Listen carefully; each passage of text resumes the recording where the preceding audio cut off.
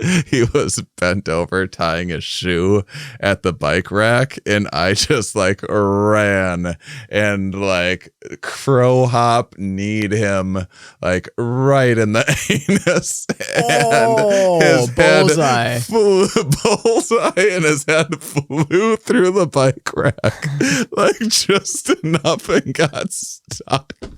That's perfect, because you don't want to give them a concussion. You want it to end up like a cartoon thing where they get a little smarted, but not like, yeah.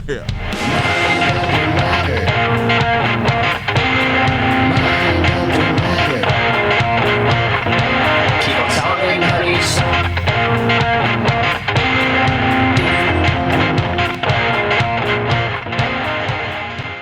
Oh, yeah. The best part of this show is that Shay never tells me who's going to intro it. And it's like this jump ball thing at the beginning of the basketball game where the timer counts down and we either both jump for it or none of us jump for it. And then one of us goes for it. It's funny because I probably over prepare for this show. We put a lot of background stuff into this show. We have team meetings. I write outlines. I like Google not just Docs out write the a description, but send it around and get feedback. And you send art. We were just hashing out ideas for the next 2 weeks of art before doing this. And and we have a whole checklist. That's just a checklist item. We have a whole checklist of checking cameras and lighting and all these things that we do before we record. And one thing that's not on that checklist is who's introing this one. Just the most important part in an era where you have 5 seconds to get people's attention. Isn't that I wonder. It's like not deciding which foot to start running with. Like you wait for the gun to sound off and then it's like, I'll use the left foot this time. Am I the left foot? I don't know. I think I'm the left foot. No, I'm the right foot. You spend on the screen, all that time training. I'm the right one. Yeah. There's the it's interesting to see the way this isn't today. I think the plan is to talk about we're going to be talking about some ideas about actually I just posted I've had an Instagram post recently asking people some of their favorite episodes, and people liked the Ideas Olympics one that got mentioned some, and nice. Also the most recent like memory sculpting one was one that was memorable for people, I guess, and which is great because this one is kind of combining some of those concepts into some kind of self-awareness, mindfulness things that I find myself thinking about quite a bit in understanding my mood and self-appraisal and that sort of thing. But and we're sending ourselves low appraisals every day. Like the way that the whatever appraisal council sends you how much your house is worth every year. We're doing it every day, and it's very low. It's always less than what we paid for it, and we paid nothing to be here, and we're like, I'm worth less than zero today. My appraisal came back, and it's negative 60,000. Yeah. So I thought I'd explore that and why. It's actually great that you say that because I one of the many aspects that I enjoy thinking about is the actual act of waking up and the idea of waking up on the wrong side of the bed and a little bit of endocrinology and neuroscience behind some of that. But since we're talking about starting things with a bang, it was, lucky YouTube Starting watchers. with a bang. Yeah, when you said start with a bang, that's where it came up. And this is why you have to watch on YouTube, because once in a while you get a Yosh cameo. The other day you went away. Thank you. We took a 5-minute break between recordings or something like that, and you were getting Yosh food or something. Yep. And I came back before you did. and Yosh just popped up on the screen. You were there, what and a was treat. just looking. It was such a treat. It was wonderful. That's so good. He's still here, by the way. I don't know if the camera is still picking him up, but he's right. He's leaning on the piano, and when he does that, I have to turn off my mouse, turn off my keyboard, turn off the piano so that he doesn't leave the screen. So now I have no control over the computer. I'm just kind of here in the episode. This is real. This is a real tight wire act that we're doing right now. I like. I don't know how much I have to say about this, but the idea of attention span and getting people right off the top. We've been toying around with on YouTube, putting like a 30-second little bang, boom, little joke in the beginning before getting into the episode. It's a common device you got to grab people's attention which is funny with podcasts, because like you got to grab people's attention within the first 5 seconds to get them to listen to 2 hours of meandering around some kind of foggy concepts. Yeah. But that first 5 seconds, that's what gets them for sure. And there's the, you know how they have the 5 seconds of play and then you can skip or whatever. So you have to watch at least 5 seconds of the ad and then you have a chance. So that totally changed the advertising game. So now advertisers have to be like, well, it's the first 5 seconds is everything. Nothing after that even matters, because if they don't watch, if they don't enjoy that first 5 seconds, they're gone anyway. So they just direct all their. I wonder what the end of where that ends, or if it will push back the other way or something. I mean, it kind of, podcasting is sort of.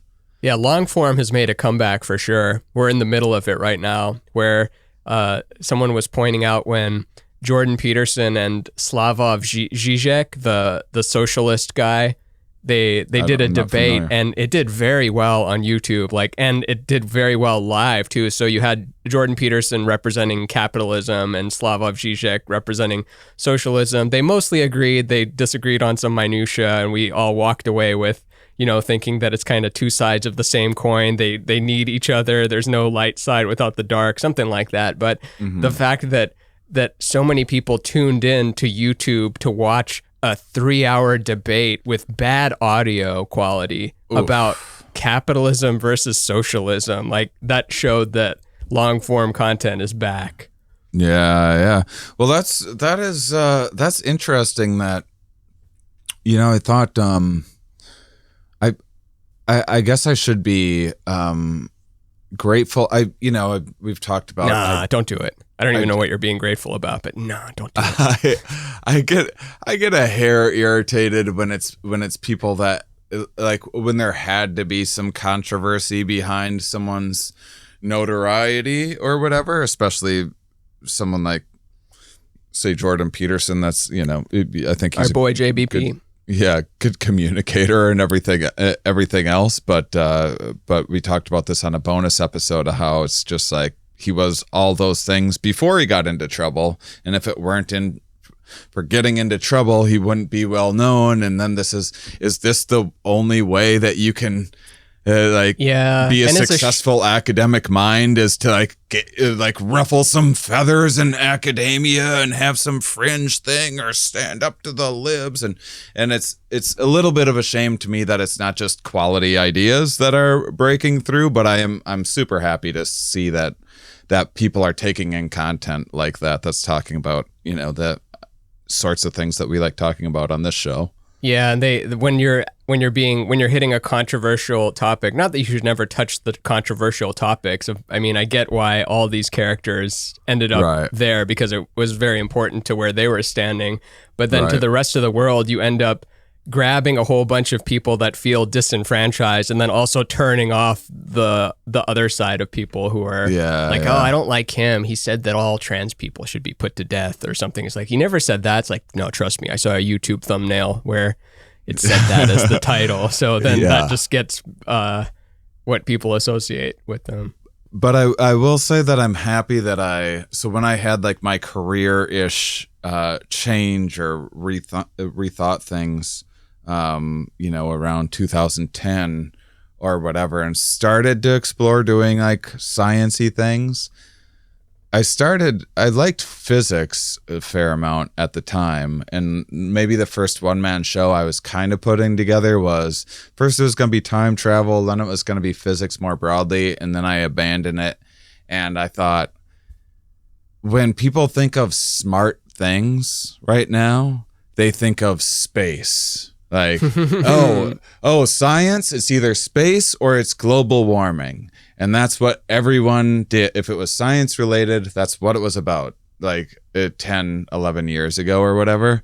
And I was like, this evolutionary, like psychology and biology stuff, and this stuff I think is stuff that could really change people's lives and make them a lot more mindful and everything. And I think it's going to be kind of big. And so even though I haven't had like some wild amount of success with it, I'm happy to see that it was a somewhat accurate prediction in that it kind of started taking off more and more. You mean science conversations in general, like long form science talk, or you mean specifically evolutionary bio stuff? Yeah, like evolutionary bio stuff, like we talked about Sapiens recently on here, and those sorts of ideas breaking through and becoming more and more mainstream. Yeah, because I think even just having my fly was down and I don't need to zip it up because our numbers are going down now. Like the numbers drop as the fly zips up. It's a direct correlation of zip up to numbers dropping. Like, we thought we were going to see more. We thought this show was going to get real saucy. But I think that some of these ideas of, different cognitive biases and stuff that become more and more a part of our culture, I think that they'll create more of a positive shift for people's lives than, say, thinking about how cool space is or whatever. And space is cool. Not saying space isn't cool. In fact, it's the coldest place on Earth. In fact, space is colder than even ice, because ice, we can measure, like if I take an ice cube from my Coke here, we'll measure this at about, this is at about 12 degrees Kelvin. Now, outer space is the closest place to 0 degree Kelvin, which we've never found 0 degrees Kelvin, because that would have to be in pre-Big Bang conditions to get something that still.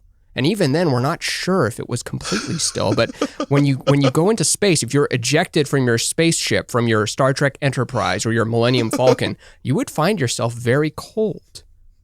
You would find yourself shivering. I always thought you blew up when you went into space. I forget who made that trope a thing in cartoons or something, but I thought that if you were shipped out the airlock, you would the pressure or something was too much, so from that your inside. You blow up. So I don't know if you blow up or if you freeze, or maybe it's both. I think it might be a little of both. Let's send Chris Hadfield out there to try it out. But I don't think you explode like a water balloon.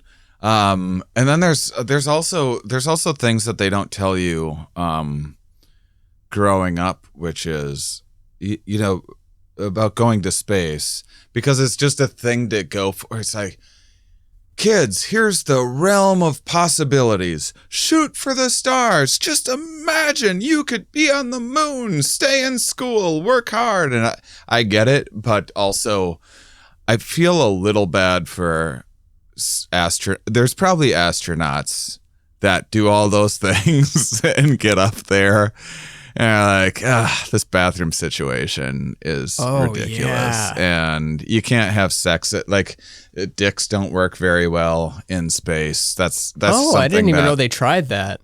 Yeah. Because the blood doesn't flow? Because the blood just kind of stays around? I don't think they tried it like a scientific study. I think it's just a known thing. Like once you get up there, like, darn it. But I don't think that they took But I mean, the we're magic, sending dudes in their, 40s and 50s up there. Like, have we tried sending like a 20-year-old guy? You're right. It hasn't been rigorously tested enough, for sure. And I'm sure we'll. What if they find out it's just all the dicks just are kind of broken? We can put a man on the moon, but we can't make his dick hard on the moon? But yeah, that's a complication that comes along with it, I guess, because of the pressure.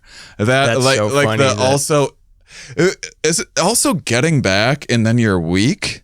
Yeah, you know? atrophy like crazy.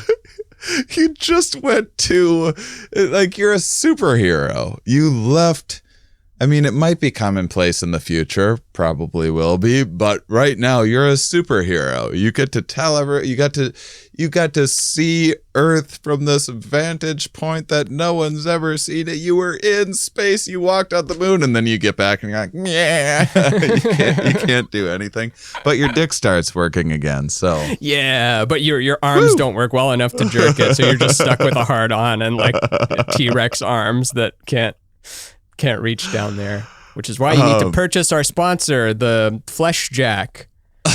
What's the automatic one? There's like an automatic one now. I haven't followed it for a while. An automatic? What's that mean? Automatic? Like, there's the fleshlight. Oh, you just like no handers? Sex toy. No hands. Yeah, it's just it automatically like the vibrator for men, I guess. I used to have a joke for penis about this. owners.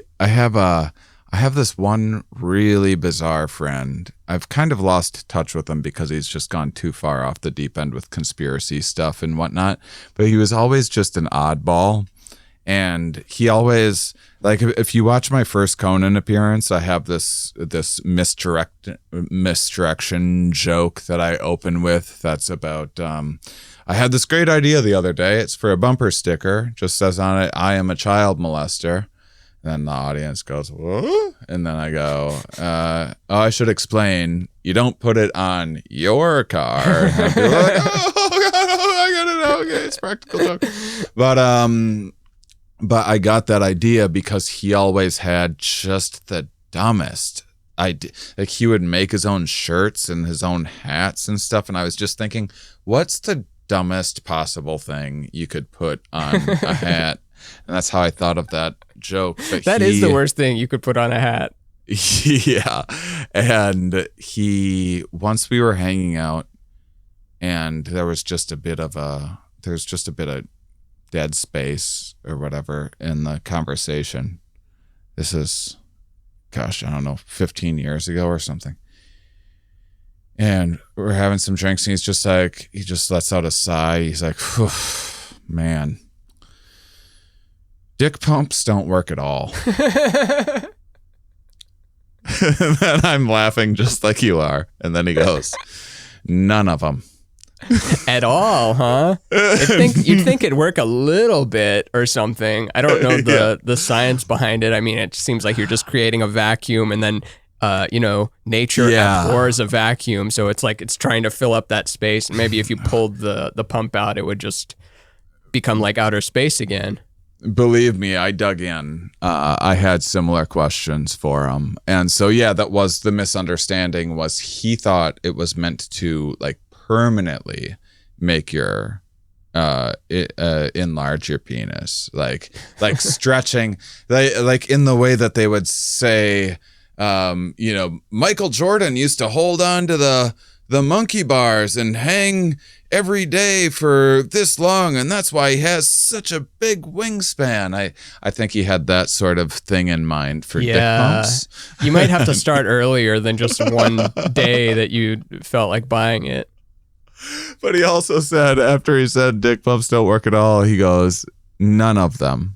Which I was like, what do you mean? All 116 of them. Not a good one in the bunch. Save your money. Save your 10 grand. Put it towards a car. Put it towards a down payment on a house. But trust me, see?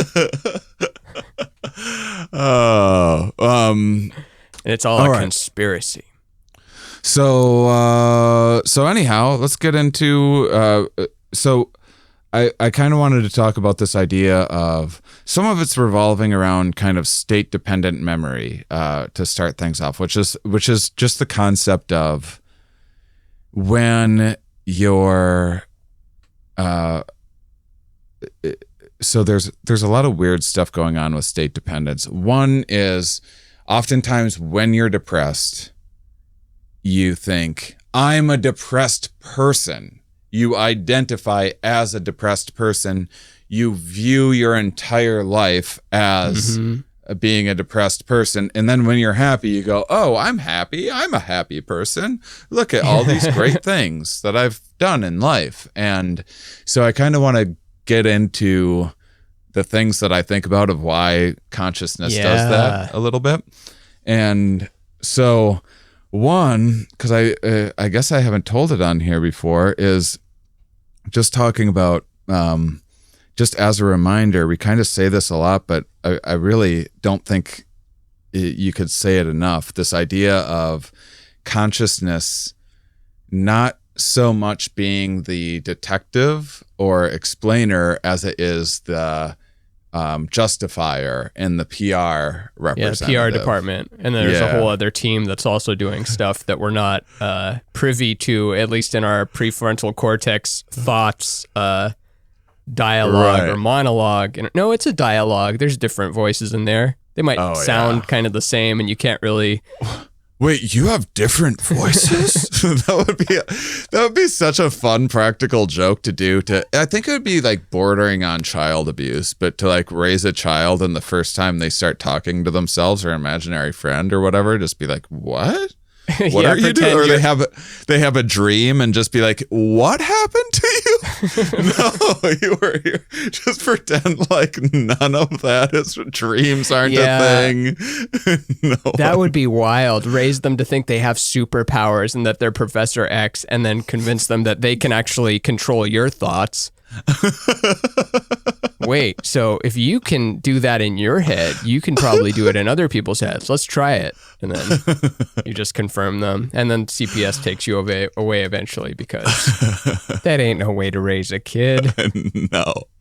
But it would be an odd, like, psychological Truman Show-ish sort of movie or something. David Huntsberger, I need to remember what the word was, but he was trying to get his kid to not know the word mama and only use the word dinosaur or something. I need to confirm what the word is. It's something funny. It's not obscene, but it's some random word that like they wanted the kid to call the mom dinosaur or something before. As an experiment. And it's still figured out mom first. They don't know where they got it. They were very tightly controlled, quarantined, no TVs or anything doing it, but still, maybe because it's just easier to make the sound of mama, because like your L's and all the other stuff comes later.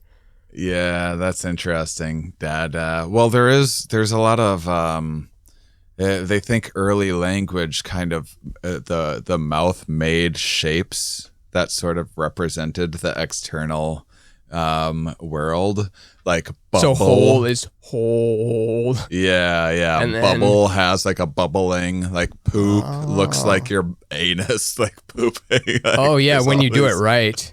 When you do it right. Yeah, like we wish we could poop, where it's like same beginning to end, but more it's like poo, and then like you mash the keyboard. Pardon me, I have to go to the little ladies. But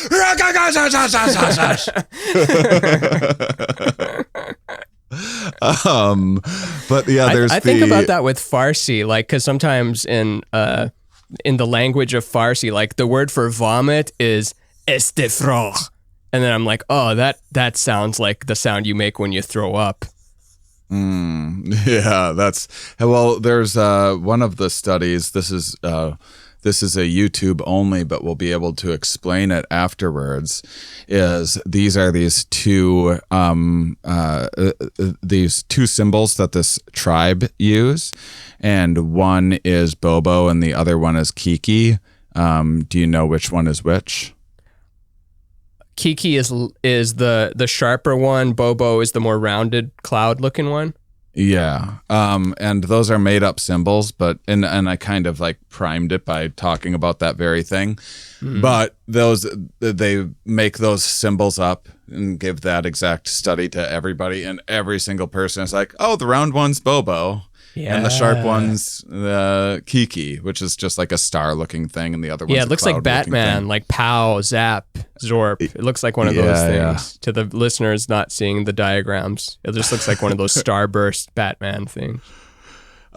So this there's this thing that happened that's going to make a lot more sense to people now, having lived through some of the oddities that came along with COVID. But I had so to set this up, I used to sell. It was actually one of my best selling merch items early on. I had these plastic beer mustaches. Did I ever tell you about the worst merch item that I've ever sold? No, maybe I did. Maybe you did. Tell me. About beer candles?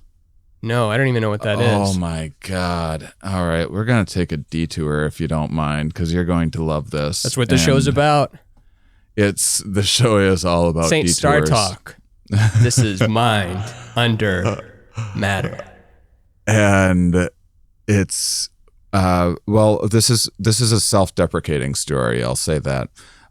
It's the dumbest merch I've ever bought, and I've had some doozies, but and I've seen worse stuff out there. What's the worst merch item you've ever seen a comic sell? There was one, I think it was a shirt that said something along the lines of, "The brown hole is the wrong hole." Is that like an anti-anal shirt? I think so. Does it have to do with a bit, or it's just like nothing to do with the act? I think it had to do with a bit. Yeah. Yeah. Pretty brutal. Yeah, you don't want to brown hole anything on your shirt. You just don't want to reference it. I saw one at a gas station recently that a guy was wearing. I didn't see what the front was, but it was a bunch of like I drink a lot kind of shirt. And this is guy's like 50, like People of Walmart type of dude. And on the back, it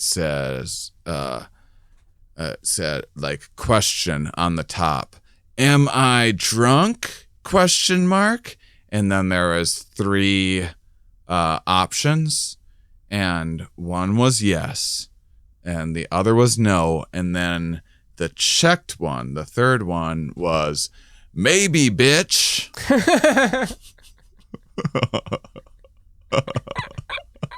I just love bitch as a like word to put after stuff when it doesn't work, or you think you're spicing it up, but it comes off as very tacky. So I've never done anything quite that bad, but this is an embarrassing story nonetheless. So I had this idea. I guess this is before I was super aware of how manic I could get sometimes, where I had this bit that I got very excited about, and it was about man candles. Like, I had heard about man candles, and I just thought, I like making fun of like insecure macho dudes and stuff. It's not a dick with a little it's like a candle that will smell like charcoal or something meat. Like that. Smells like brisket. Yeah. Meat candles. It's just burned meat.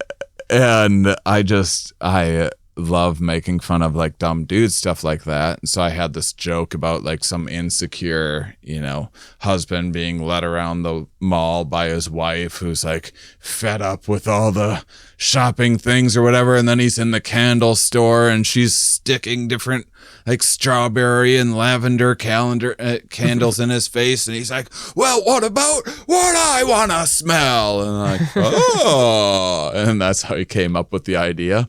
It was a fine enough joke. I thought it was going to be like, this is my new closer. It worked like 3 times well. And then after that, I just had to do it to try to sell this stupid merch that I bought, which was beer-shaped candles, like an actual beer mug.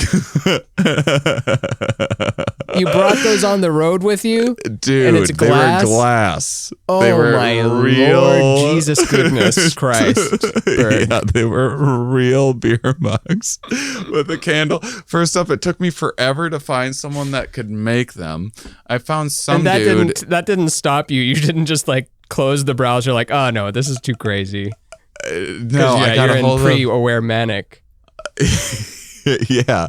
And then I could find someone who would make one, and like there were candles that would smell like beer, and then there was candles shaped like beer, but no one was doing a beer shaped candle that smelled like beer.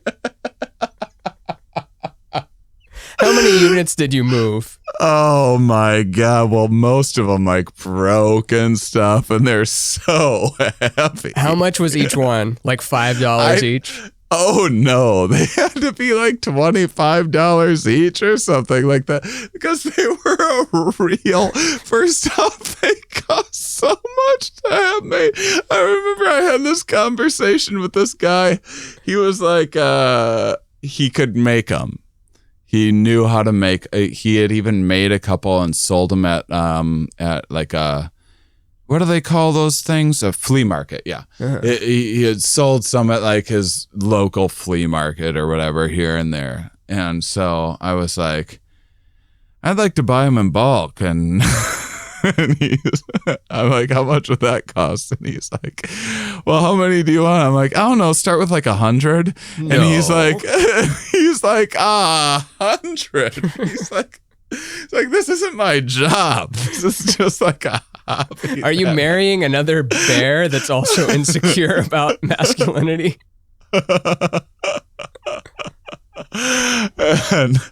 and so that's the dumbest merch item that I've ever sold by a long shot. I mean, that was a real money loser. I gave a bunch away.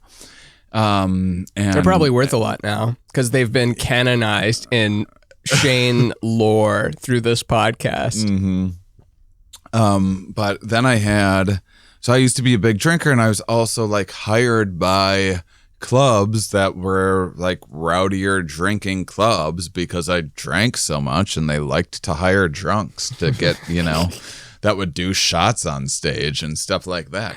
And so I had one of my things in searching for that. I found these beer mustaches eventually, and they're just like little plastic mustaches that clip on beer bottles, and then you take a drink and it looks like you have a mustache. Hooray, hilarious, right? And so I get them. There's like 8 different colors. and because one color people are just going to buy one, but you have 8 different colors. Now people want to buy multiple ones, and got to catch them all. Yeah. Gift them to your friends, own the whole set. Yeah, exactly. And so I think, or maybe it was 7 colors, whatever. Yeah, I think it was 8. It was $5 for one, $3 for 10, or all 8 of them for $20. And people would be like, $5 for one. And I'm like, yeah, I agree. That's very expensive. That's why I recommend getting the whole set for $20. That's why that's the reasonable purchase to make. So anyhow, then I could prime people in these various ways. So if you get into the beer mustache game, you find out in a hurry that black's your number one seller, of course, but pink is close to that. You got black and pink. Those are the 2 big ones. Like brown would do okay. Because black is a realistic looking stash. Yeah, and I think it's just like basic and standard, and the colored ones kind of are a bit much. And so the black beer mustache has like a very elegant kind of formal to it. Yeah, it's black tie, black mustache, formal. And so I had them all in like this tackle box to separate it. It has 9 different things, and so I'd have the black ones and like 2 different ones, and then all the colors spread out, and I could prime people. I'd be like, 4th of July, right around the corner, get a red and blue one, have a patriotic, you can clip 2 on, and Christmas is coming, you can get red and green, and St. Patrick's Day, Halloween's Bastille right around Day, the corner. get red and blue again. And also like, Packer fans, green and gold, wherever I was, I'd learn the sports colors that they'd care about. Yeah. And so you could prime people to get different colors, but then sometimes you'd over order a color or whatever, and it just wasn't moving. And like purple was one. purple and orange were two that wouldn't move very well. And one time I was sitting on just like a ton of purple mustaches and they just weren't moving. And I'm always broke and on the road. And so now like a lot of my assets are wrapped up in purple beer mustaches that aren't moving. Your entire portfolio rests in the value of these little plastic beer mustache accessories. Yeah. But I know my way around behavioral economics a little bit, and I know some marketing techniques a little bit, and a few things like that, which is funny because if you tell people that, they don't buy things from you. They're like, what's he up to? Oh, they're afraid this is you're a tricking. trick. Yeah, they think I'm like a Jedi of selling stuff. Why would you or even say something it like though? that. You mean like on stage? Yeah, like after I wouldn't do it then, but I have since in like stand-up science or something like that, I've explained different marketing concepts, and anytime I do that, I sell less things afterwards. Interesting. Because it makes people feel dumb, like they're falling for something. Like you just taught me that I'm falling for things when I buy stuff, and like I shouldn't buy stuff, basically.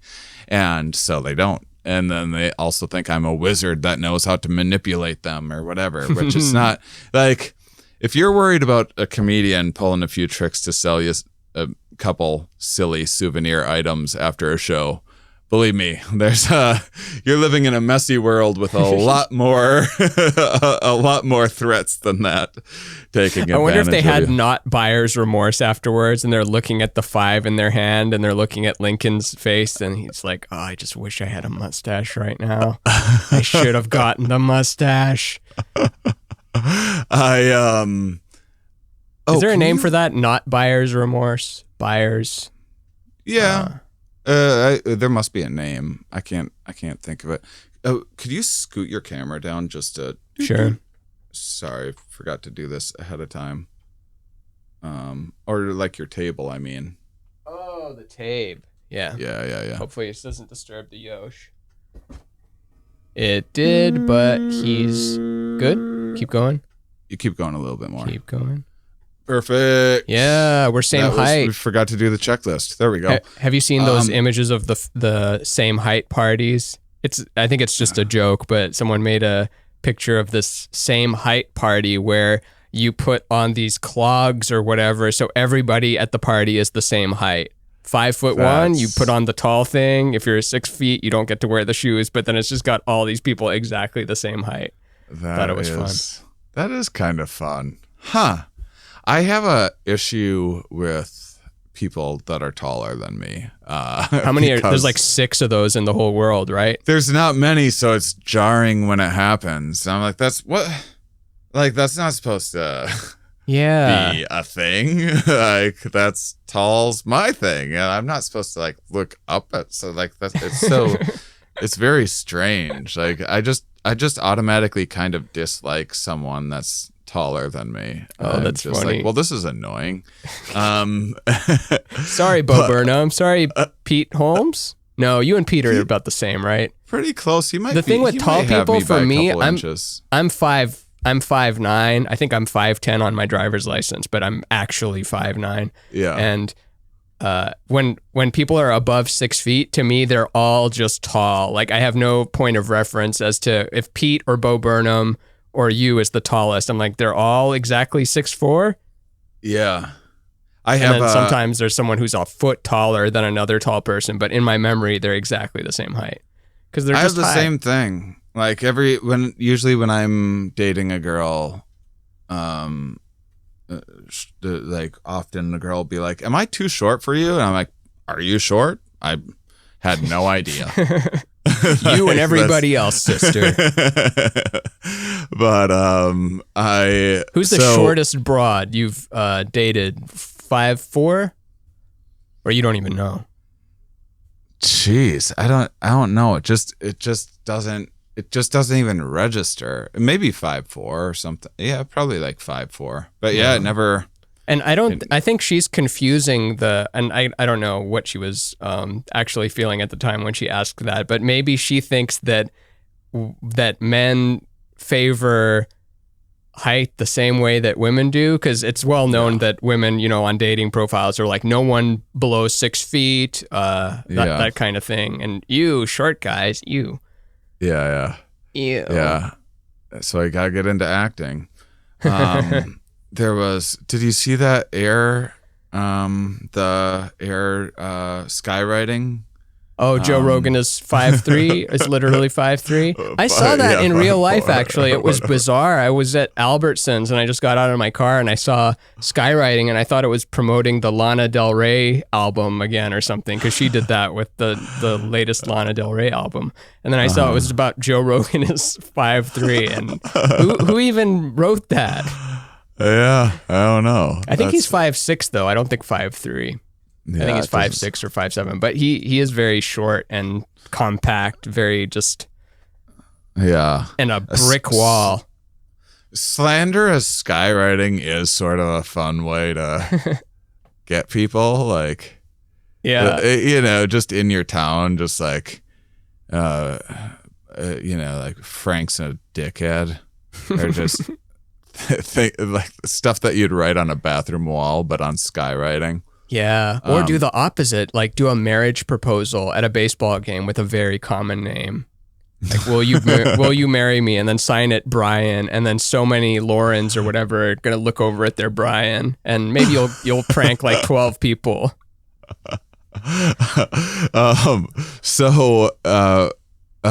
Back to mustaches. So I'd be sitting on way too many purple ones. They're not moving fast enough. And, trying different primes. I don't have anything for purple. It's not a sports color here. It's not a holiday thing. And so then what I did was, so there'd be like 9 compartments, and I'd have them all the same height. So it'd be like 20 mustaches in each one. And I took all but say 3 of them out of the purple compartment, and put the rest in my pocket to prime scarcity. This is something that people weren't super familiar with before, if you weren't interested in cognitive biases, before the toilet paper rush of 2020. That there was a second toilet paper rush, by the way, one. Which is crazy. Miniature one. The first one was real, though. First one, you couldn't get it anywhere. Luckily, I don't shit. Nuts. I had an operation in 2013, so luckily I didn't have to worry about it. But to all the people that shit, I felt really bad for them having to just jump in the shower immediately. That was part of the fun. That was the fun part of COVID, when in the beginning, when it was like, wow, people are so bad at this. And then they got like scary bad at it. But at first it was just like, oh man, people think they're going to run out of toilet paper. And that's their biggest concern right now in the apocalypse, is that they're going to run out of toilet paper. Not that they'll like, oh no, what if I have to hop in the shower after I shit? Like, that's of all the things. And then it happened a second time. And it's so amazing because it could have been anything. I think that I'm pretty confident that you could go and in a similar situation and take all the TV dinners or something like that, or even you could probably go as obscure as taking just all the pencils, just buy up all the pencils everywhere in town, every grocery store, every office supply store, and people be like, oh God, are we gonna run out of pencils? Is the world ending? But it is a powerful force, because then people, and granted it's not the best study in the world because there's a lot going on there, but people started buying up the purple mustaches. Whatever color I'd made scarce, they would start buying them immediately. It was one of the first. They would still like usually go for the black or pink one first, but that scarce one would always be the next pick. And there's a few things going on, which is, one, it's not that people are, first of all, people are mostly just trying to support you when they're buying a dumb purple beer mustache. They don't have a CD player anymore. They're nice when they're buying our CDs and our DVDs. They don't really, they don't care about what color they're getting but they want to make some choice, and they want to pick something, and they don't want to sit there all day with analysis paralysis. There's reasons why we have these heuristics. There's reasons why we make these snap judgments. And in this case in particular, it's very low stakes. It's not that people aren't perfectly capable of sitting and deliberating over things a little while longer on a more crucial decision. Although there is stuff like people will buy a car based on how it smells because the decisions get too complicated, and you're like, how powerful do I want the engine and gas mileage, and do I want leather or the regular seats, and oh man, how big of a screen do I want? And something just goes, this one smells nice, I'll take it. Did I tell you about I bought a Toyota Corolla, and the dealership salesman, is that their name? Yeah, they're called salesmen. And he came back from Coffee Bean with one of those frappuccinos, and then he gave me half. And I thought that was so strange that it would have been weird to give me no, it would have been normal to give me a whole one or to not give me any. But he's like, here, do you want half of this? And I just want half to mix with my other coffee. Here, this half for you. It's delicious. But then the next time I met with him, he got me my own. And he kind of made a thing about it like, oh, this time you get your own coffee, huh? Which one you like? You like vanilla mocha or you like regular mocha? All right, sounds good. I'll be right back. And then he came back with both, and I knew it was a trick, but in my head, I'm like, I really want to buy a car from this guy. He got me this coffee. This coffee tastes good. It's hot out. I'm like feeling replenished. And the coffee is like $4.50. And then the car is what, $10,000 or something. So it's like a huge purchase. Yeah. Yeah. If you get people, you can trigger reciprocity and you give someone a little gift, and then they feel like they owe you something back. And then there's also, if you sit in a harder chair, you'll drive a harder bargain. So usually the chairs are very comfortable. Wait, if you're in a chair, you're going to be more of a, if I'm in a stiff chair right now, like I'll start to like haggle with you. A bit more, yeah. Oh, yeah. And if I'm in a comfortable chair, I'm like, full price sounds fine. Yeah, everything, this is a relaxed situation. Where's that paperwork? Did we ever talk about that book, Psychology of Influence by Dr. Robert Cialdini?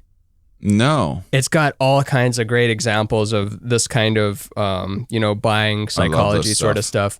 And this one example I remembered really well was this jewelry store. One of the employees was instructed to mark this bin of jewelry as 50% off because they weren't moving the product. And she accidentally had labeled it double the original price instead of half off. I don't know how she made that mistake, but basically was selling it for double the price. They sold out of them instantly at double the cost the same day because people were like, what's up with this stuff? Why would they double the price all of a sudden? I got to have it. Yeah. And that wasn't even scarcity. It was just kind of the price has gone up. Better get it now.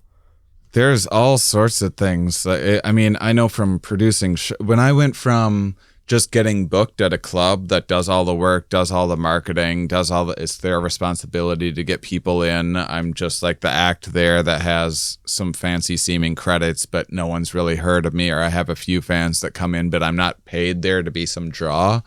And then I went from that to, setting my own ticket prices and things like that.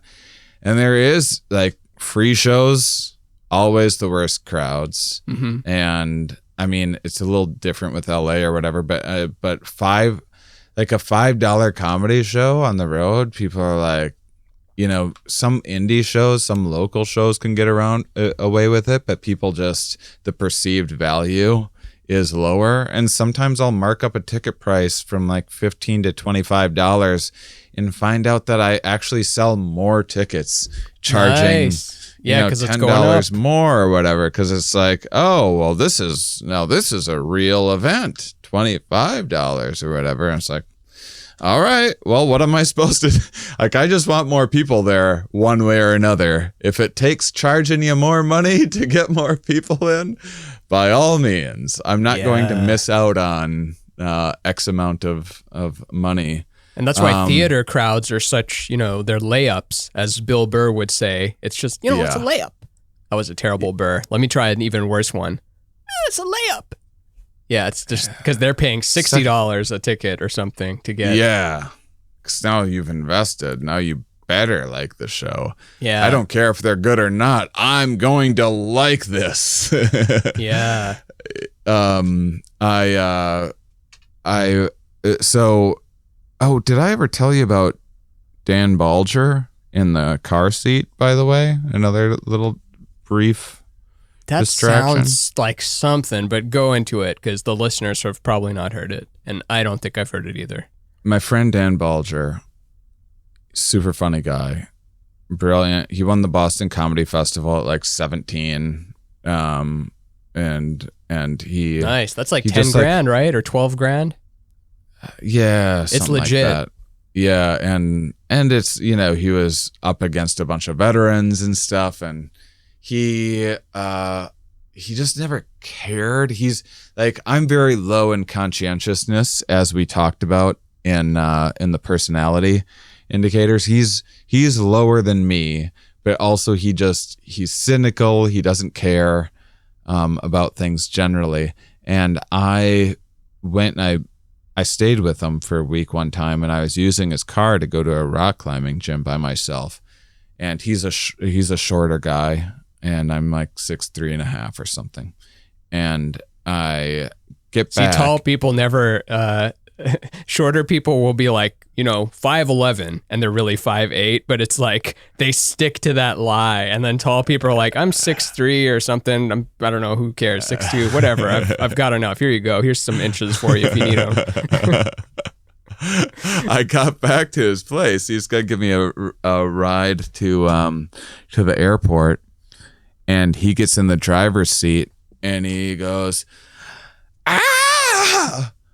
You broke my car!" And I'm like, "What? What do you mean?" And he's like, "My seat, you broke it." And I was like, "You what? Like it won't? Like the levers broke or something? Like I broke the lever moving it back?" He's like, "Lever?" He's never used the lever. He didn't know that car seats had the ability to adjust. Ever? He was purchasing cars based on so good. which one fit, like a shoe. He picked the one that had the seat adjustment right, and he probably got the worst, or who knows what kind of deal he got, but he probably got the worst deal ever.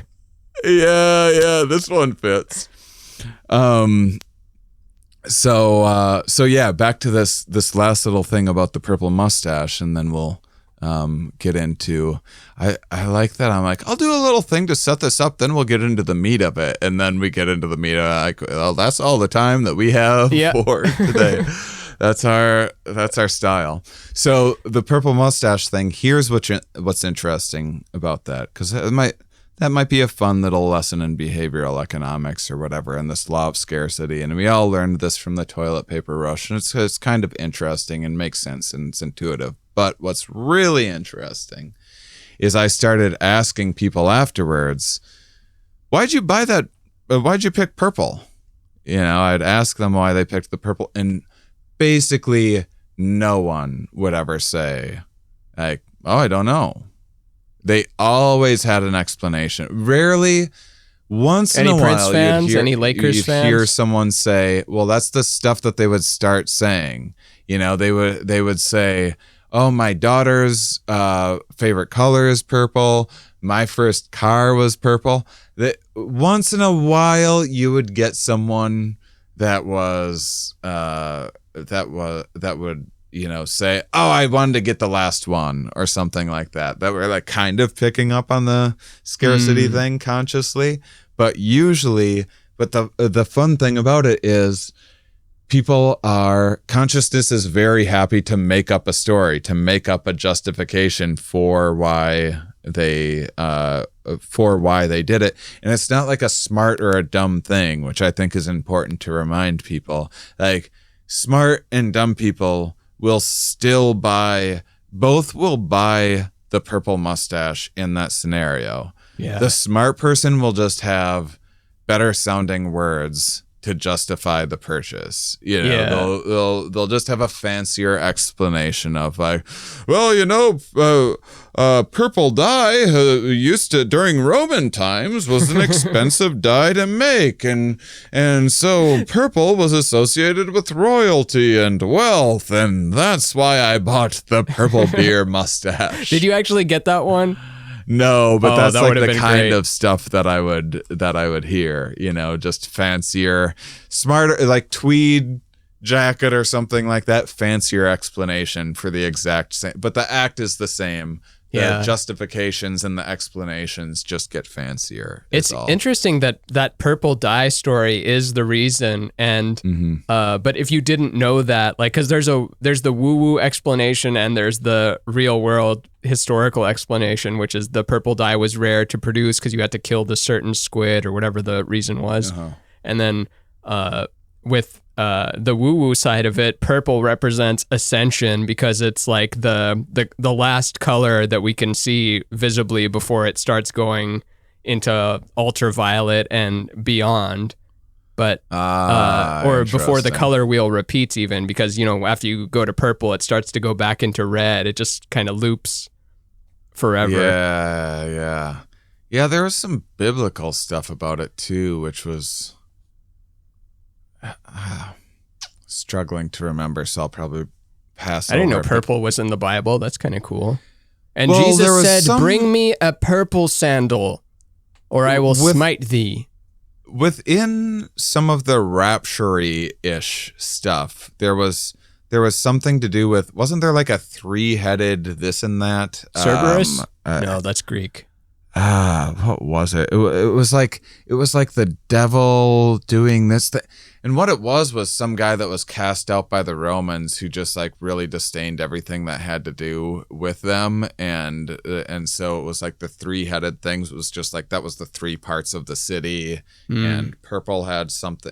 It was like some whore dressed in purple or something like that is a part of some rapture thing. I'm not remembering, but anyway, so that's just. So kind of think of that as, just a reminder that much of what consciousness is doing is the PR person. So with that in mind, I kind of wanted to talk about so we talked about in the Idea Olympics, the idea of why does a certain idea break through to consciousness compared to all the other ideas? And there has to be certain criteria. One's more interesting, more funny, the timing's right, or it's more relevant, or it's proper or socially acceptable, or it's just what you do in that situation. And then the autobiographical memories we talked about in the other episode, which is why when you look back on your life do you have these autobiographical this highlight reel, and what makes something a kind of a turning point, like a pivotal moment in your life is what usually makes the highlight reels. What even makes if it's mundane, pivotal? though. Like we talked about how even the mundane stuff sometimes ends up in there and we don't know why. Or maybe, or at least I don't know why. Yeah. Well, I don't either, but this is fun stuff that I like speculating on. And I started,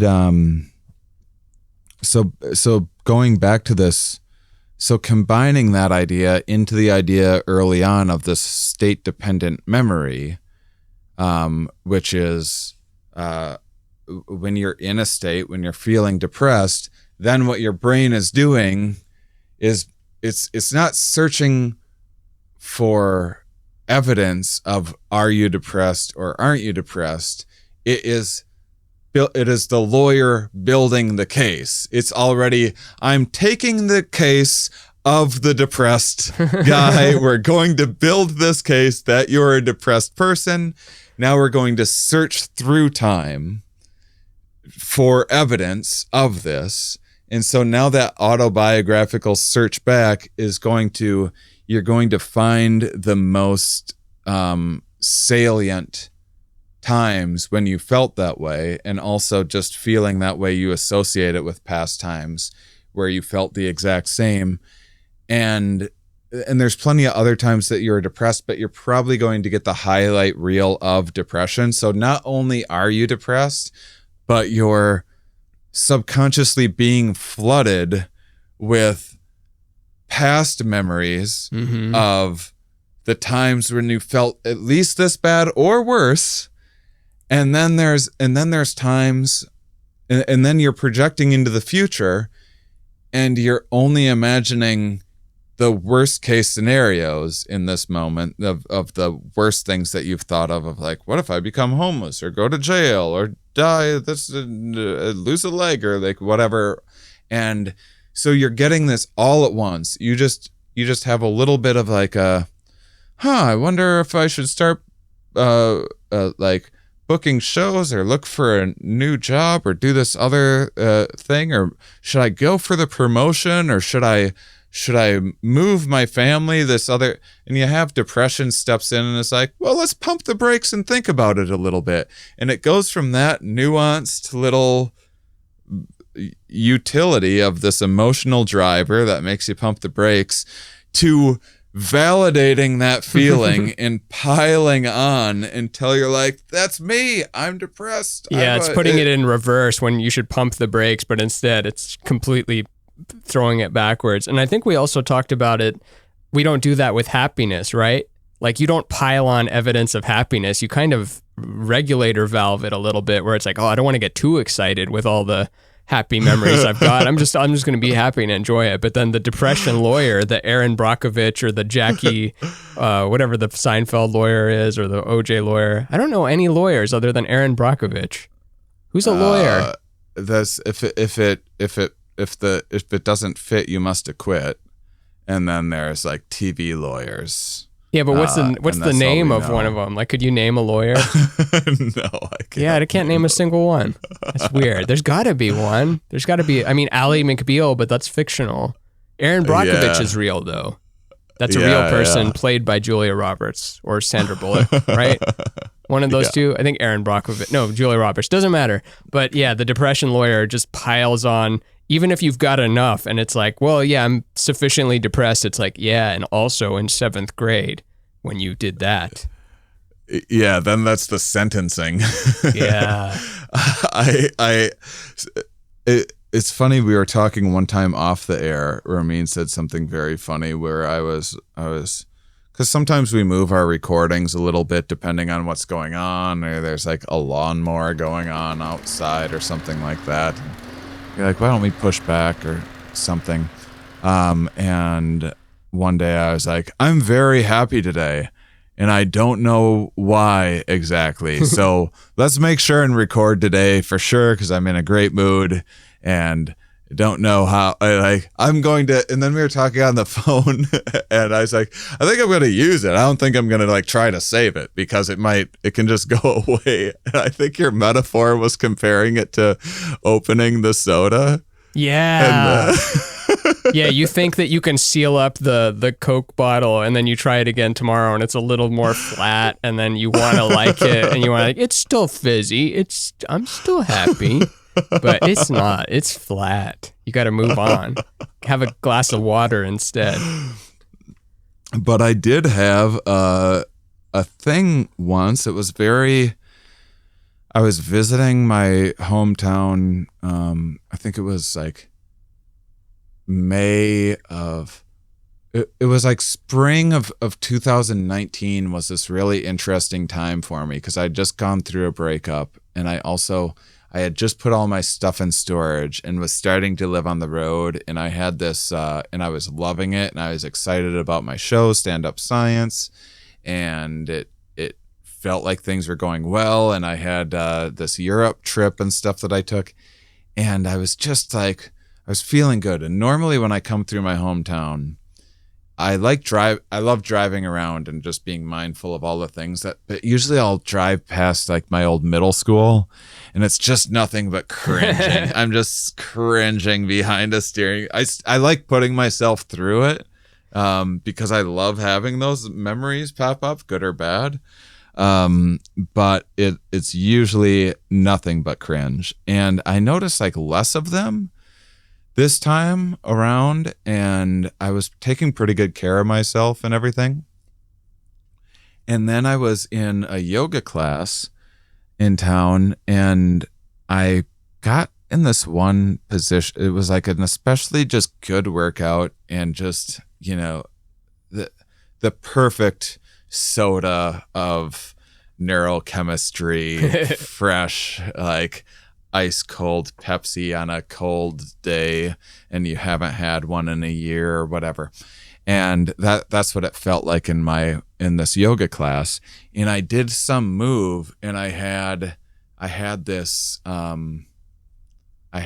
flash of something. And I love when little images flash through my mind, and trying to figure out, wait, why did that happen? Why that memory? What was that about? Was that just random? And it was of me in this like huge fish structure on a playground as a kid. And I was like, I wonder if because we've talked about, I think, kind of deja vu is when you sometimes turn your foot in a peculiar way, and you have a muscle memory that you consciously, you're like, I've done this before, right? Yeah, because it's so subtle. Yeah.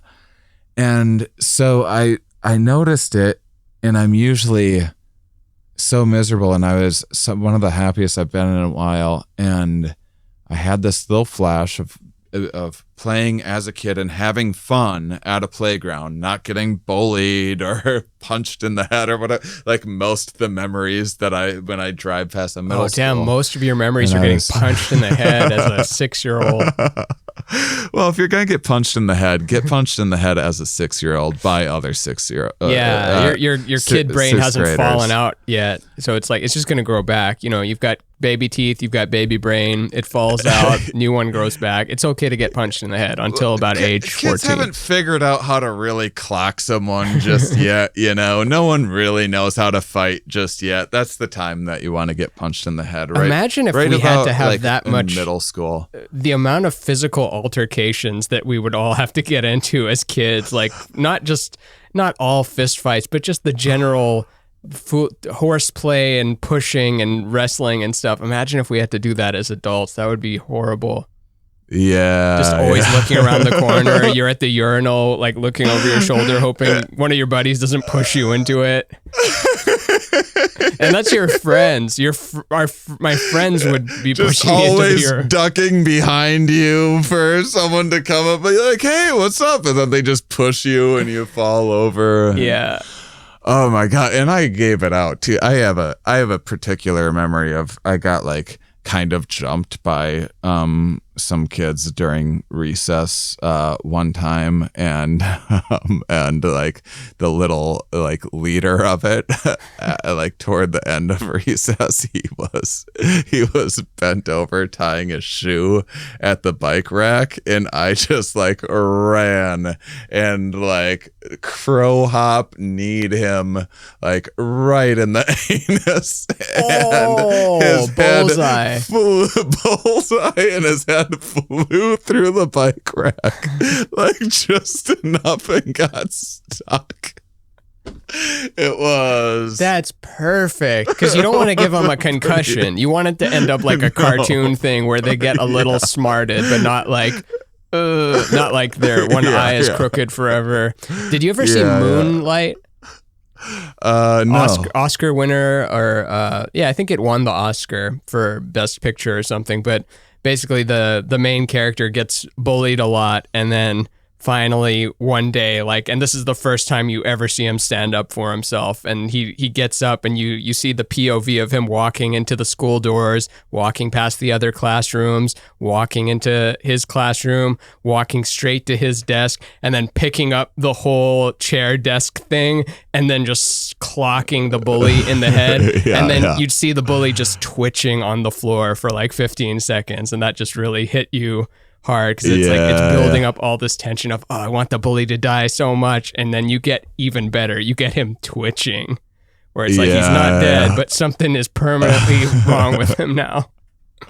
Yeah. And by the way, for the listeners, like I'm not, this isn't some sob story of like, I don't I don't think I mean, I was like picked on a fair amount, but there's kids that had it worse. I don't like, I hold none of that against anyone. We were just kids, roughhousing and all that, blah, blah, blah.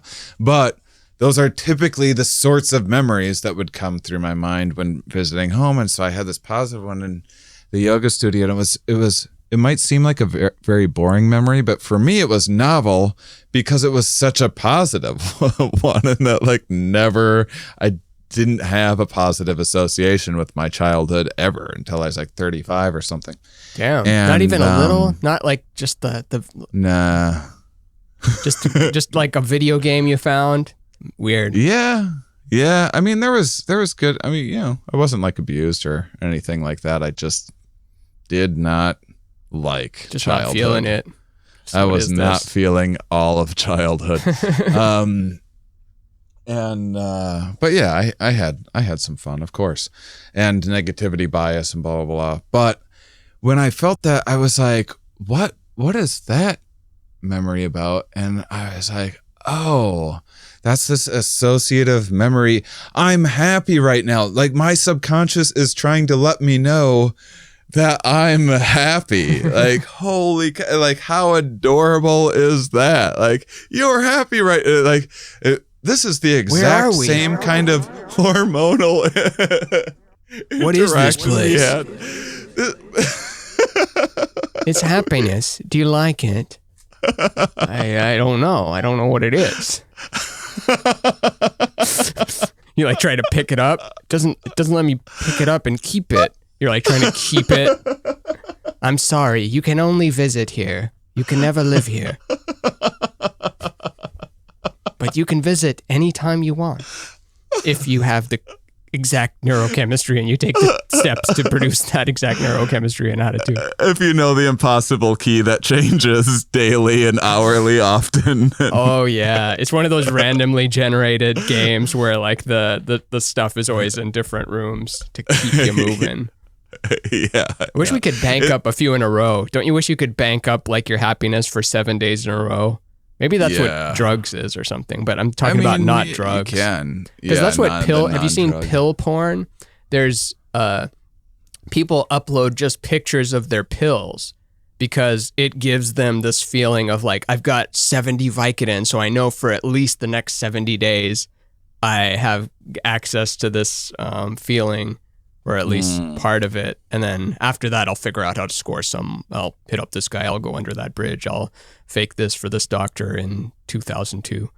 And then, or maybe even not back then. I don't even know what it's like now. I know that they've cracked down on it. I know they used to just give you like 100 Vicodin if you just came in with a little bit of a cough. And now it's like you can have your appendix taken out and they're like, okay, we're going to prescribe you 2.5 5 milligrams. Because we don't want this being, what is it, abused? Yeah, it's an overcorrection too, is because it's, and there's odd psychological stuff that happens with it too, which is people that don't associate pain medication with addiction in a negative thing are often less likely to get addicted to it. When they're like, oh, what's the doctor telling me to take? Okay, take that and take it once a day or take it. Whereas people like me that are, like, well, since I'm getting operated on, I'm going to hit the button a few extra times and like, I know I'm kind of messing with danger here. And you can't help it. That's when you... There's this old Tim Dillon rant that I'm trying to remember about, like how some people just don't have that bug in their head. Some people are just like, ate too much food, got fat, no good, stopped. Wasn't good, was drinking too much, no good, not drinking anymore. They just have it figured out. And some people struggle for years. Like, I know it's bad for me, but I can't stop. Yeah. Drinking that. Hitting it's that a button. messy situation. So one of the things that is kind of relevant in building on all these things that I think is interesting that I've been experiencing lately, that I've been trying to be mindful of, is waking up. What you're waking up to on a given day is super dependent on what's going on in your endocrine system, what hormones are going through your system at the time. Endocrine system. I haven't done Wim Hof in a while, and I don't have the energy. Oh yeah. You have to use the breath to activate the endocrine system. No, I won't even do it today. It's muddying up the other time. I got it right. It's a Wim Hof is a fun one. Now I kind of want to the try endocrine Wim Hof. Yeah, like I do. I was posting things through COVID about like, well, I guess if you think it's easier to like have Wim Hof yell at your telomeres or something like that. It is just such a ridiculous, like, I get that he sent that he did like these world records. I get that there's these like there's these interesting things that he does, but also, do you think that's more practical than, say, putting a mask on or something? Oh, yeah. Well, and it's not a cure-all. I don't know what his angle of it was for, but yeah, you shouldn't be selling it as a cure-everything thing. But the breathing technique is legit, though, I think. And the whatever he injected himself with, that was like the live virus or whatever. They're like, oh, wow. And then he didn't have a reaction, and most people would. Well, it's because the breathing technique is creating a stress response in your body that's down regulating the immune system. It's lowering your immune system. Oh, so that you don't feel the symptoms, yeah. So it doesn't react to this thing and have the normal immune response to a foreign thing entering your body that it would. But people don't know that, so they're like, I'm just gonna Wim Hof my way through every virus. It's like, oh, that's the exact opposite. You actually don't want to lower your immune system when there's a real threat around. You want to lower it when you're having like allergy issues or something like that. But what were you saying about it matters when you wake up in the morning? Thanks for getting me back on track. First time ever I've done that. I'm only an off-tracker. That's the first time I've experimented with the dark arts of getting back on track. The dark side. So there's cortisol and glucocorticoids, the main stress hormones, the major players in delegating energy to the muscles and getting that heart rate going. Yeah. Those start release. So we need more zoids, more cortisoids, just things named zoids. I'm down for. Oh, for sure. Well, those start in a normal, if you have a regular regimented sleep cycle, those will in an average healthy person, that process starts up. You'll start having basically stress hormones start to slowly release in your body about 2 hours before the time that you're supposed to wake up. So it's like slowly activating your body, but that's a stress response that's happening that gets your body from being paralyzed at night to revved up enough to get out of bed. And there's actually an interesting thing about depressed people, that people that have chronic depression, that process doesn't start for chronic depressed people until they've actually woken up. I've got it. That's I know why I've got it. you're so drowsy for like 2 hours, because it takes like 2 hours of those hormones going before it's like, oh, and now my brain works. Yeah. The singing and dancing, waking up people, I've never been able to understand it.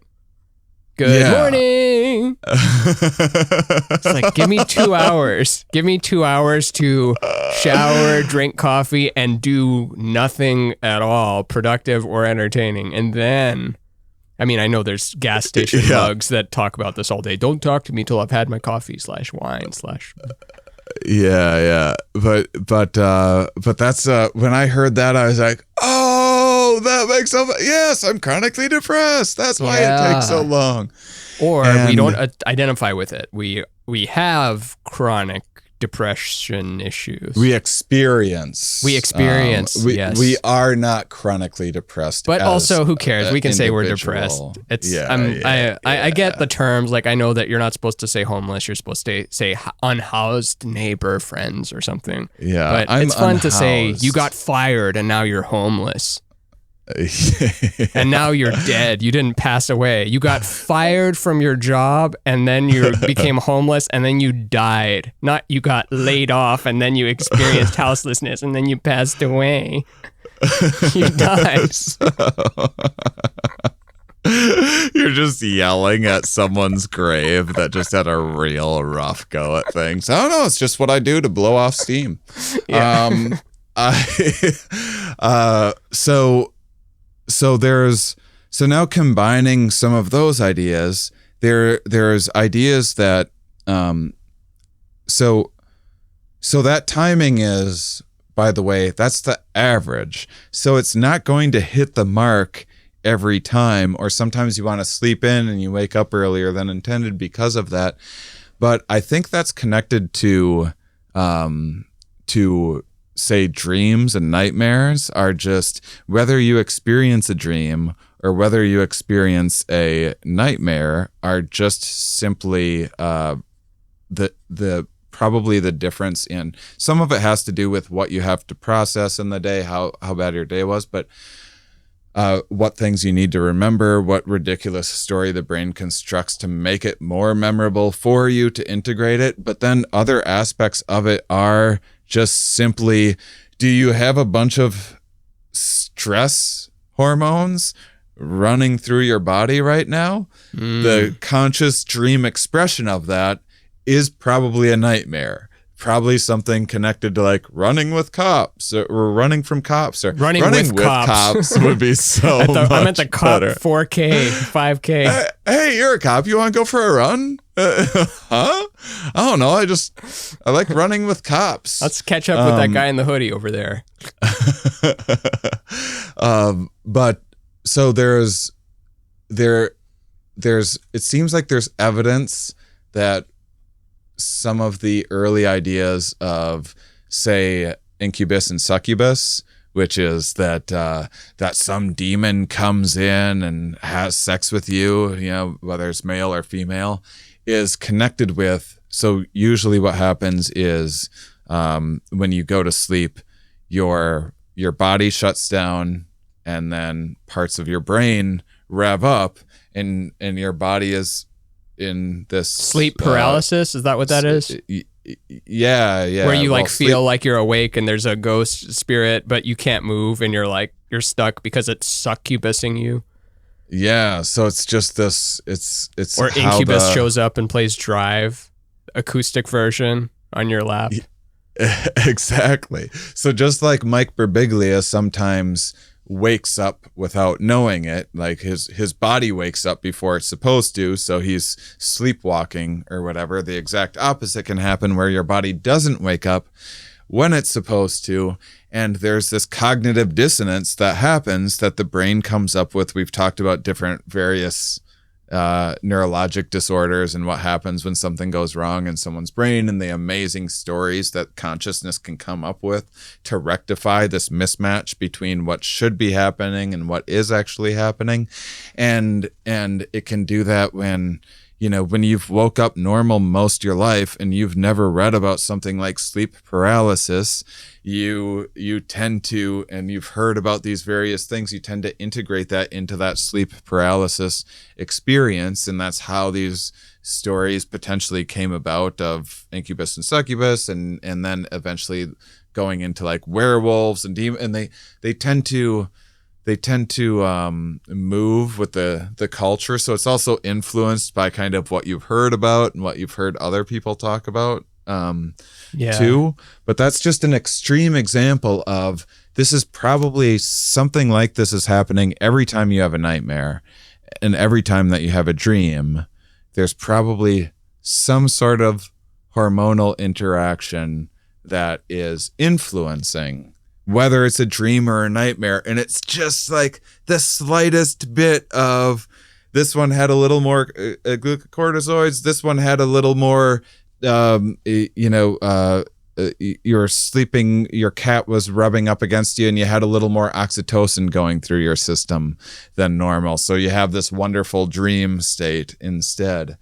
And and the point is that's what you wake up to.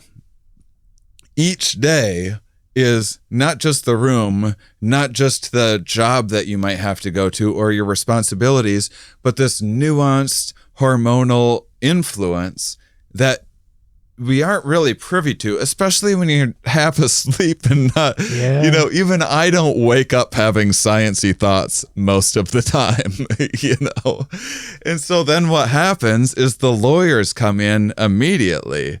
So if you're just off from the normal, you're either waking up anxious or depressed. The cases that get built immediately are just going to fire right up. For me lately, it's been anxiety, and I have become more mindful of it, where I wake up with just like to-do list, and it's like panic mode. And I've had the other. No, just wake up naturally, and then starts with anxiety. Yeah. What about you? Not the anxiety, or just alarms, recently it's been good actually. So. But in general, it's more of the depression. It's not the anxious. It's the me too. Usually. Being able to do stuff. And then luckily bodily functions kind of make you get out of bed. Mm-hmm. And then it forces you to move around. Imagine if we didn't have to go to the bathroom, I'd never get out of bed. Why would I get out of bed? What's the reason? Like, there's no white paper you could show me. Is that what they call it? White paper? Why don't they just call those papers? No, what's the deal with white papers?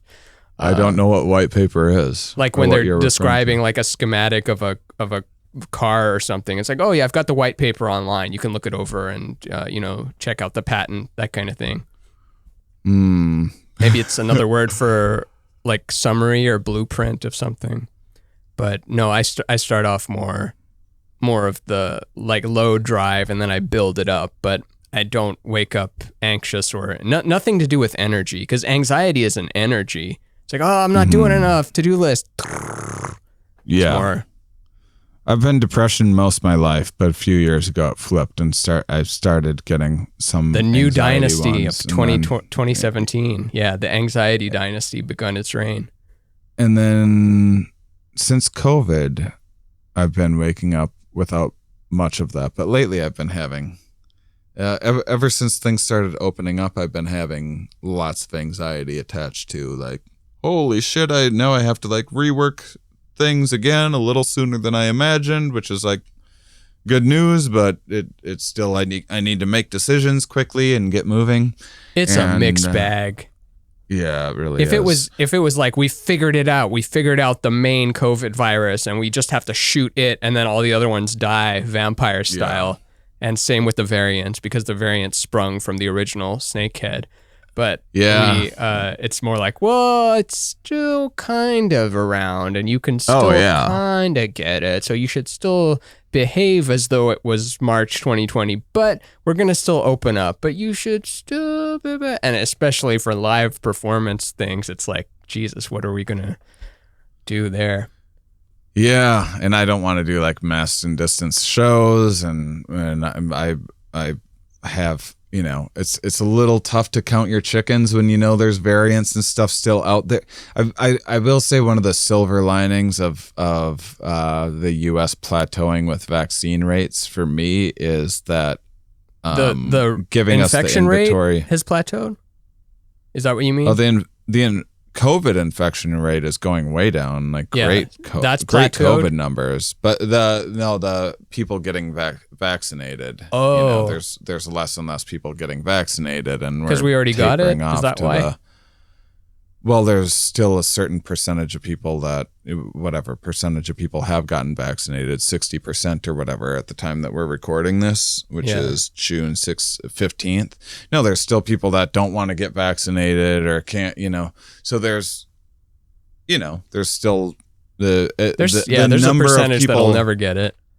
The number of people getting vaccinated each day is going down because all the people that were excited to get the vaccine have already gotten it, And now it's people that are like, okay, on the fence ones, and then like I'll die before I do something good for me, but also weird. benefits There's others. ads for it now where it's like, I don't know why they chose a banana, but at the grocery store, there's a picture of a banana with a Band-Aid on it, and it says free COVID vaccines.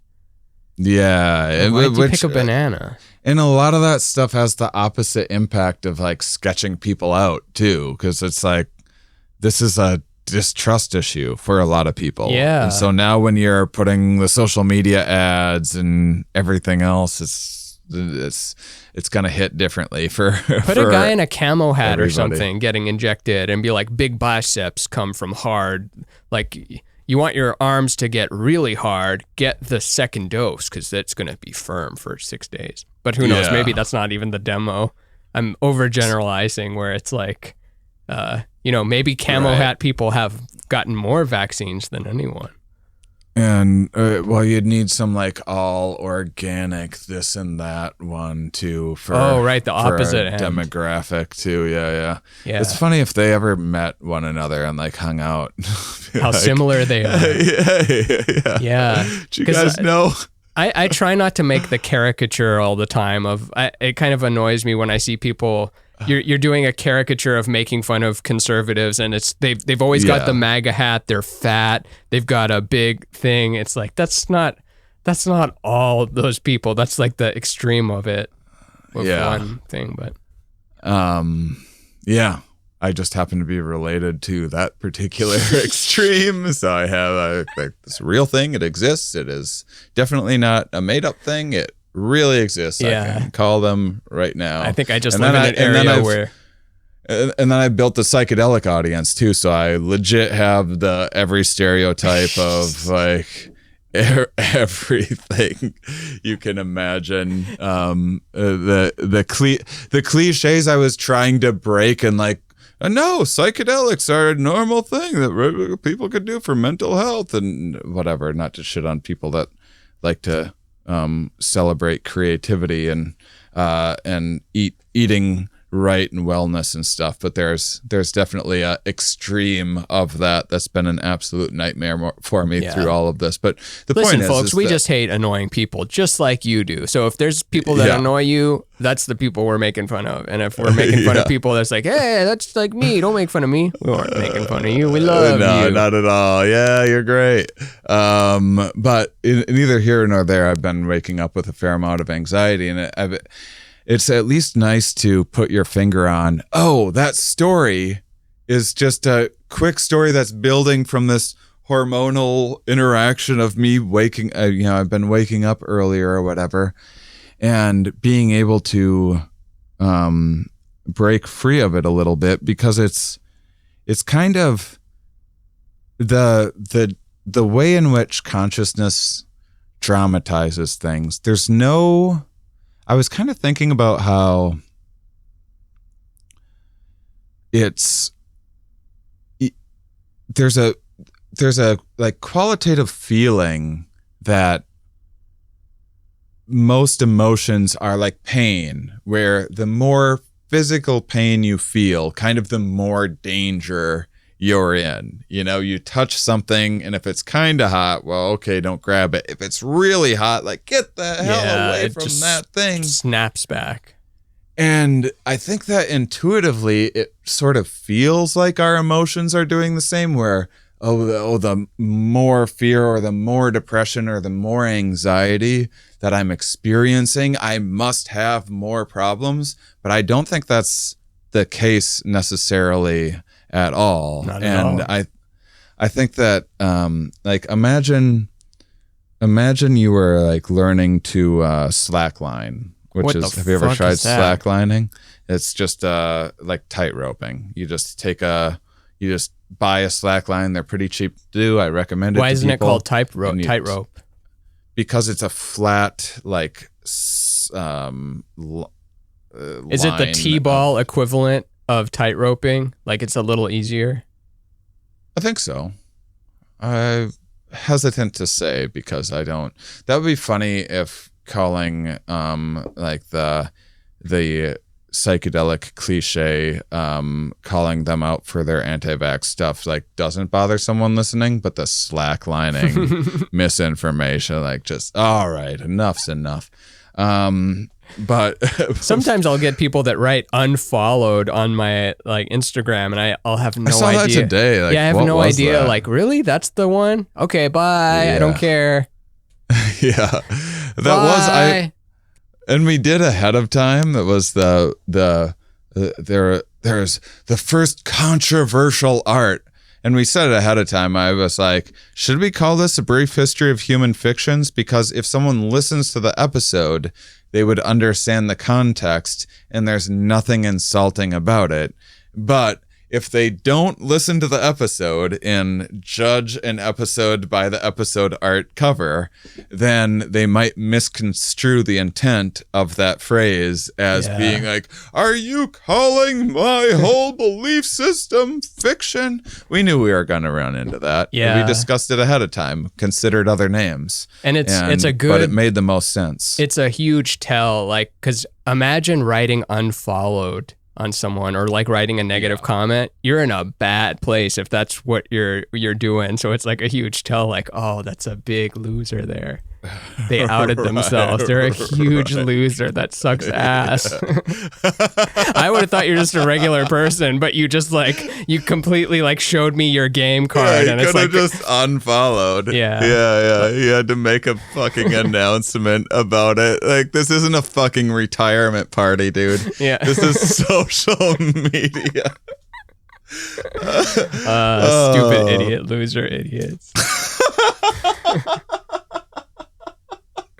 I was having the thought of like when someone expresses dislike for you on the social media, it's like, oh, you think you don't like me? You couldn't imagine how little I think of you. No. Yeah. Oh, I do it though. Well, I think that's like one of my self-defense mechanisms is just like, oh, I hate myself better than you ever could. Like, you have no idea. Like, whatever insult you have for me, like, oh, pfft. Oh, I was talking about them. I'm saying I hate them more than they hate me. I know. I know. I go the other way with it usually. So there's so say you're learning to tightrope or slackline. They're basically the same-ish thing. Don't want to offend any angry tightrope slackline emails, but so you're doing these. You're working these nuanced muscle memories, and it would make a lot of sense for you to have a dream that's exaggerated, much like I think we've talked about before when kids play the floor is lava. This is a really interesting way of, it's this benign situation. You're jumping around on pillows and stuff, but your imagination is raising the stakes to help you concentrate a bit more and focus more so that you can train your muscle memory to get better at jumping and landing on things when you truly do have to jump across a creek or something like that and jump on rocks. And I've had dreams in rock climbing before where solutions to moves for projects that I'm trying to send boulder problem have come to me. Yeah, they've come to me in dreams. So imagine you're learning to slackline and you start having a dream where you're tightroping over a volcano or something like that, or over a skyscraper. And if you fall to your death. That might be a really great way. It might not feel great. It might be scary, but it might be a very memorable way to kind of ingrain muscle memory and reflex memory in an interesting way. And the thing is about that is that there's no reason, the better you get at tightroping, there's no reason for the brain to then go, okay, now let's just have a dream where we're normally tightroping. There's no reason to not just keep upping the stakes, even though you're getting better at balancing, even though you're getting less and less likely to fall, you're still now training more and more nuanced muscles. And to do that might possibly require even more and more of an exaggeration to get your brain to remember like that move, that reflex. Mm-hmm. You know what I'm saying? Yeah. And so with that in mind, I've been thinking that sometimes those experiences in the mind's eye, or those emotional, those hypersalient, deep depressions or anxieties or fears or whatever they may be, a lot of those things actually, unlike pain, where the more intense it is, the more salient it is, the more it's a real sign of objective reality being more of a danger. I think with some of the more nuanced emotions, it in many circumstances is more the reality that the more exaggerated and the more intense the imagined scenario is, the less it's actually representing the external reality, because it's just your lawyer trying harder. Because things aren't really that bad or that good. Yeah. You know what I'm saying? Yeah. So I don't really know exactly what to do with that or exactly where I'm going with it, but it has, because it's not about like dismissing. I don't want to give the message that like, oh, don't listen to your emotions, and the best way to be is to be stoic and to be balanced all the time. But it is grain of salt, really though. nice. Definitely add that grain of salt into when your lawyer brain is telling you that it's way worse than it actually is. Yeah. And what's funny is we've experienced it before, and we have memory of like, oh, remember when I freaked out about that and it was nothing? And remember when I freaked out about that 100 times in the same way and it was nothing? Well, this time's different, though. This time I'm really in trouble. But we feel it, because feeling trumps everything. And I think about when, Ben Shapiro's tagline is, facts don't care about your feelings. Facts are facts and your feelings are not. Facts are everything. Listen to facts. And but to the people coming from the feeling side, they probably feel like feelings don't care about your facts, because I'm feeling it. And then if you're just writing numbers on the thing, it doesn't matter if that is the objective truth. I feel the opposite of it. So they're like two philosophies that can never live with each other. Yeah. 'Cause it's like, fuck your facts. Well, yeah, fuck your feelings. Fuck your facts. Fuck your feelings. And then it's that endless Manichaean struggle. Right. Yeah. And it's, I mean, objective reality can be somewhat kind of boring too. And so all of these... No, it's not. Look at it. There's cubes here. We've got transparent glass. We've got air, which you can't see, but is still part of physical reality, and we depend on for breathing. But objective reality is a blast. Actually, I'm kind of done with it. You got anything else? No, that is exactly. We're kind of used to it, and so oh man, so I just think that sometimes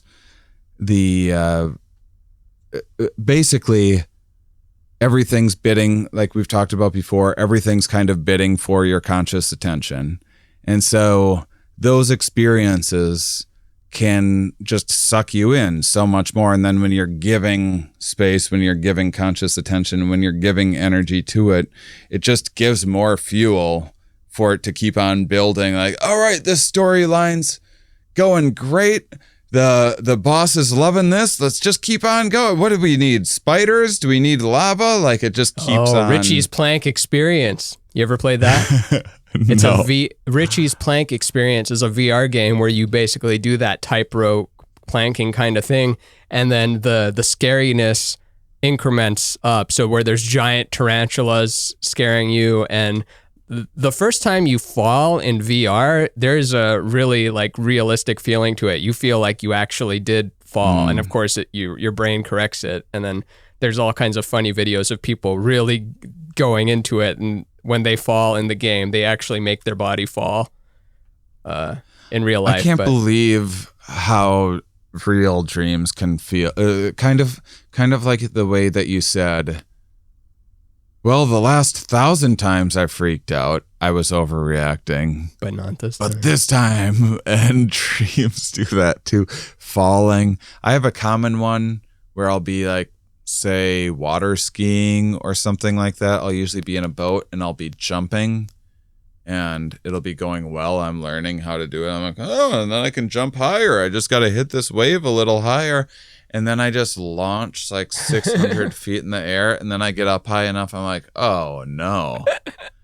Well, this doesn't end well. And I'm falling. And then before I hit the water, I wake up. Oh, like on a trampoline? Like, do you ever have your friends bounce you up and down as a kid on the trampoline? And then you go up a little higher than you anticipated. And you're just kind of like, well, I hope I don't break everything. I'll only break 2 bones here. Yeah. I have that one, but the most ridiculous things can happen. Not the last. I had a dream today during a nap. My friend Mika Sherman, really funny improviser. Anyway, I went a Kaplan in my dream, collaborator, right?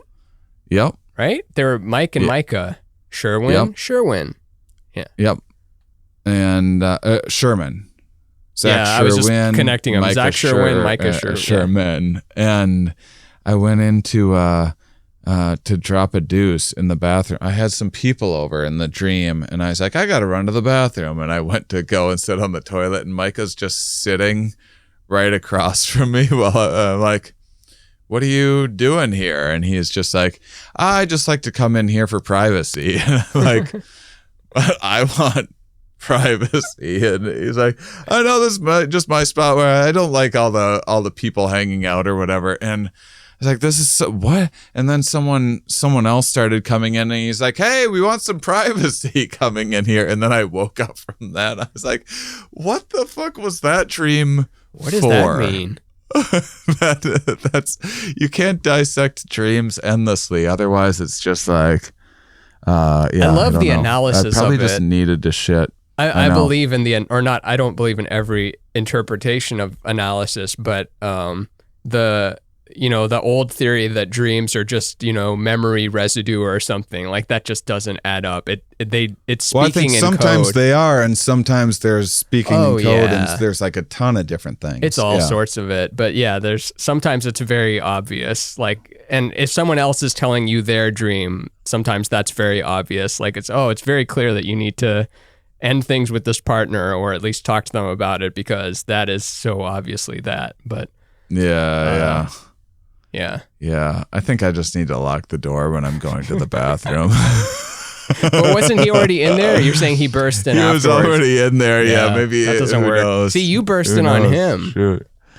But he wasn't sitting on the toilet. He was sitting across from the toilet. He wasn't using the bathroom or going to the bathroom or anything. He was just sitting there having his alone time in the bathroom.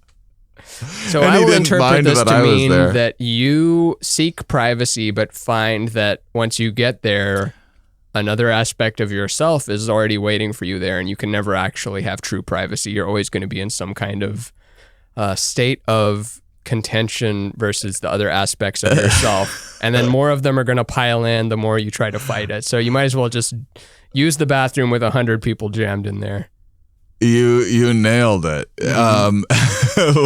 Listeners, please go to Patreon, by the way, where you can post your dreams, and Ramin will probably never interpret them, but it's a funny I'll do thing it. to say. If you send your dreams, if we get 5 dreams, we'll do a episode where I interpret them. Or maybe 10 dreams. I don't know. You set the number.